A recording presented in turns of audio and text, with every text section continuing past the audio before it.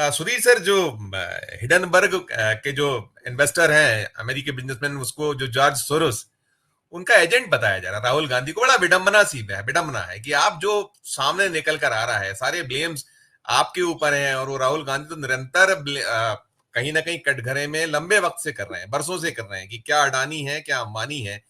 और अब जो आपके ऊर चीज सीधे आ रहा है कहीं ना कहीं, अब आप उनको ये कहना कि वो एजेंट हैं उनके, क्या है ये सब? किस तरह की राजनीति भी यदि हो रही है तो ये कैसी राजनीति है सर?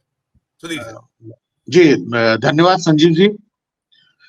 देखिए, जिस तरह से घपलों और घोटालों की झड़ी लगी हुई है, उससे कहना बड़ा मुश्किल है कि दाल में काला है या काले में दाल है, या कि दाढ़ी में तिनका है या तिनके में दाढ़ी है, वाली हालात उत्पन्न हो चुके हैं इस देश में।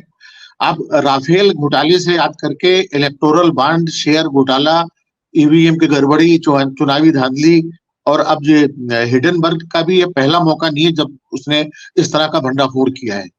इसके पहले भी हंगामा उस पर हो चुका है, लेकिन ये निर्लज्ज सरकार अपने को बचा ले गई थी और अडानी का बाल बाका ना हुआ। और अब तो जो राहुल गांधी का बयान आया है, और जिस तरह से एयरपोर्ट से लेकर तमाम चीजें अडानी को दी जा रही हैं, जिनको लेकर जब लोकसभा में आपत्ति हुई तो उन्होंने A1 A2 कर दिया। तो जाहिर है कि A1 A2 के बारे में ही ये मुद्दा है। और आप गौर करें कि इस मामले में जो कैफियत आई है अभी तक, वो नई कैफियत का दरवाजा खोलती है। और इतने नुक्स और इतने नुक्ते हैं कि शक की सुई में कंपन उत्पन्न होता है। शुरुआत अगर आप करें तो माधवी बुच से करें। माधवी बुच पहली प्राइवेट सेक्टर की महिला हैं जिन्हें सेबी का पहले सदस्य और फिर चेयरमैन बनाया गया। इसके पहले प्राइवेट सेक्टर से किसी को भी सेबी का चेयरमैन नहीं बनाया गया था। सीधे सीधे इसके पीछे जो गुजरात कनेक्शन है उसका हाथ है। उसके बाद उन्होंने जो फैसले लिए सेबी के चेयरमैन की हैसियत से, इसमें जिस कंपनी का नाम आ रहा है वो है ब्लैक स्टोन। और ये सारा मामला जो है रियल एस्टेट इन्वेस्टमेंट ट्रस्ट से जुड़ा हुआ है। और इसमें छोटा मोटा 2-4 करोड़ 20 करोड़ का मामला नहीं, इसमें कई 100 करोड़ कई हजार करोड़ का खेल होता रहता है। और इसमें जो नाम अभी तक आए हैं उसमें अडानी के भाई विनोद अडानी की कंपनी का नाम आया है, लॉन्ड्रिंग का मामला आया है। जिस तरह से कैरम में आप स्ट्राइक करके जो है फिर वापस गोटी गिराते हैं, तो सीधे सीधे ये पहले विदेश में फंडिंग करते हैं, विदेश से फिर वापस लाके हिंदुस्तान ले आते हैं। तो इस तरह का सारा जो है घपला घोटाला हुआ है। तो इसमें जो इनके पति हैं माधवी बुच के, धवल बुच, ये पेशे से इंजीनियर हैं और इसके पहले प्राइवेट सेक्टर में थे, लेकिन अब वो जो है ब्लैक स्टोन कंपनी के सलाहकार की हैसियत से काम कर रहे हैं। सेबी के चेयरमैन गुजराती, उनके पति सलाहकार, और जिस कंपनी को उपकृत किया गया है वो वही कंपनियां हैं जिन्हें ब्लैक स्टोन ने फाइनेंस किया या स्पॉन्सर किया या शुरू या परिवर्तित किया। तो इससे आप अंदाज लगाइए कि जड़ें कितनी लंबी है और अडानी के हाथ कितने लंबे हैं। अडानी के हाथ अगर इतने लंबे ना होते तो जाहिर है कि अब तक उन पर कार्रवाई हो चुकी होती, और माधवी बुच इतनी बेखौफ होकर इस तरह की कार्रवाइयां नहीं करती। इसमें जो रियल एस्टेट इन्वेस्टमेंट ट्रस्ट का जो खेल हुआ है, इसमें एक लंबा खेल है। और ये मान के चलें आप कि इसमें अगर निष्पक्ष जांच होती है जैसे कि राहुल गांधी ने मांग की है, इसके पहले जो सुप्रीम कोर्ट का फैसला या उसकी जो निर्देश आया था वो भी संतोषजनक नहीं है। और अभी भी ऐसा लगता है कि बहुत कुछ ऐसा है जो आइसबर्ग की तरह दबा हुआ है, उसका एक ऊपरी सिरा हम लोग देख रहे हैं।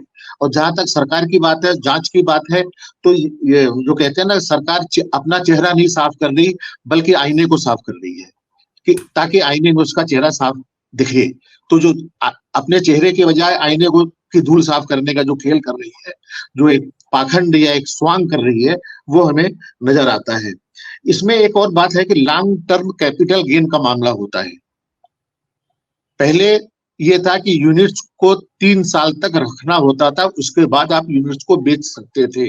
लेकिन सेबी के चेयरमैन की हैसियत से माधवी बुच ने 3 साल की अवधि को घटाकर 1 साल कर दिया। जाहिर है कि इसके पीछे उन कंपनियों को लाभ पहुंचाने की नीयत थी जो अडानी या उनके लोगों से जुड़ी हुई थी। इससे उनको लाभ ये हुआ है कि पहले जो टैक्स देना पड़ता था 35%, वो अब सिर्फ 12.5%। तो कई हजार करोड़ पर आप एक साल में यूनिट बेच कर अगर 35% से 12.5% टैक्स चुकाकर निरापद होकर निकल जाते हैं, तो उससे अंदाजा लगाइए कि इसमें माधवी बुच ने किस तरह से, जिसको कहते हैं खेल नहीं खेला किया है। तो ये जो खेला हुआ है, इसमें और बहुत छोटी छोटी कई बातें हैं जो कि जांच से सामने आएंगी, और बहुत ही तकनीकी चीजें हैं जिन पर कि हम लोग बात कर सकते हैं। लेकिन ये मामला निश्चित ही मान के चलिए कि बहुत गंभीर है। और स्वतंत्र भारत के अमृत काल में ये जो भंडाफोड़ किया है हिडेनबर्ग ने, तो हिडेनबर्ग इसके पहले और भी लोगों के बारे में भंडाफोड़ कर चुका है, पर्दाफाश किया है। और कभी ऐसा नहीं हुआ है कि हिडेनबर्ग को माफी मांगनी पड़ी हो, या उसको कटघरे में खड़ा किया गया हो, या किसी ने उसको दंडित किया हो। तो उसकी एक जो साख है, उसकी जो प्रतिष्ठा है और उसकी जो प्रामाणिकता है, उसके मद्देनजर ये कहना चाहिए कि इस सारे मामले में कहीं ना कहीं बड़े पैमाने पर घपला घोटाला हुआ है। और ये जो गुजराती कनेक्शन है, बुच परिवार, अडानी परिवार, अमित शाह, नरेंद्र मोदी, ये जो पूरी लड़ी और पूरी जो चेन बनती है, ये कहीं ना कहीं सारे लोग इसमें कहीं ना कहीं या तो उनकी सीधी प्रत्यक्ष उनकी भूमिका है, या कहीं ना कहीं परोक्ष तौर पर उन्होंने लाभान्वित करने का खेल खेला है। और मुझे लगता है कि अगर इसकी निष्पक्ष जांच होती है, सुप्रीम कोर्ट या जेपीसी या एक साझा उच्च स्तरीय कमेटी बनाकर इसकी जांच की जाती है और दूध का दूध पानी आता है, तो एक बड़े पैमाने पर उथल पुथल होगी, और उसका खामियाजा न सिर्फ कारपोरेट के लोगों को बल्कि सेबी के लोगों को और कई राजनीतिज्ञों और मंत्रियों को भुगतना पड़ेगा। जी जी जी। देखिए संजीव जी, दुनिया में ऐसा कोई गुब्बारा नहीं है जो अंततः फूटे नहीं। लेकिन अब दिक्कत यह है कि जो अपराधी हैं वो बहुत चालाक हैं, उनके पास ताकत भी है, उनके पास पैसा भी है, और उनके पास षड्यंत्र रचने की इतने हुनर हैं कि जब वो कोई अपराध करते हैं तो बचने के लिए अपने उपाय भी उसके साथ ही बरतते हैं। आप 40 साल पहले की घटना याद कीजिए, बोफोर्स प्रकरण के कारण सरकार पलट गई थी। लेकिन आज की तारीख में चाहे बोफोर्स का मामला हो, चाहे हर्षद मेहता का हो, चाहे केतन पारीक का हो, चाहे तेलगी का हो, या भूपेन दलाल का हो, ये सारे चीजें बहुत बौनी हो गई हैं।